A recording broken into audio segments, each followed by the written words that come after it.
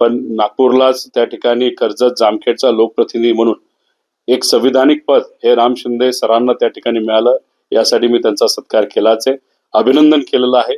संविधानिक पद असल्यामुळे कुठलाही भेदभाव न करता त्यांना तिथं काम करावं लागते आणि ते करतील अशी आशा या ठिकाणी मी करतो.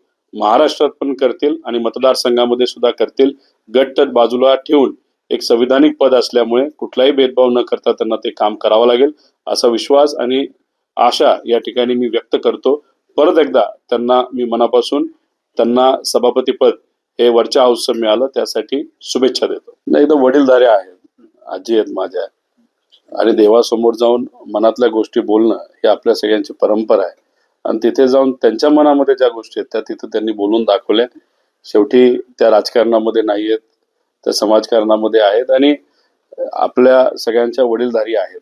त्यामुळे त्यांनी जी काही मागणी केली ती व्यक्तिगत लेवलला कुटुंब म्हणून आमच्या सगळ्यांचीच आहे. पण राजकारण जिथं बघितलं जातं तिथं शेवटी त्या त्या पक्षाचे प्रमुख, आमच्या पक्षाचे प्रमुख आदरणीय पवार साहेब आहेत आणि पलीकडच्या पार्टीच्या पक्षाचे प्रमुख हे आदरणीय दादा आहेत. त्यामुळे दादा आणि पवार साहेब त्या बाबतीत काय भूमिका घेतात हे आपल्याला बघावं लागेल.